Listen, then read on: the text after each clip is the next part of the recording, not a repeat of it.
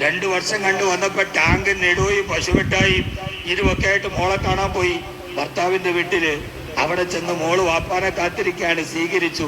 മോളെ എങ്ങനെയുണ്ട് മോളെ? അൽഹംദുലില്ലാ സുഖമാണ് ഉപ്പ. അവള് വാപ്പായോട് ഒന്നും പറയില്ല. അവളുടെ ഹൃദയത്തിന്റെ സങ്കടം മുഴുവന് ഹൃദയത്തിൽ ഒളിപ്പിച്ചു വെച്ച് എങ്ങനെയാണ് എന്റെ സങ്കടം വാപ്പായോട് പറയാ? എന്നെ കെട്ടിക്കാൻ വേണ്ടി എടുത്ത കടം പോലും തീർന്നിട്ടില്ല. അത് തീർക്കാൻ വേണ്ടിയാ വാപ്പ ലീവ് തീരുന്നതിന് മുമ്പ് ഗൾഫിൽ പോയത്.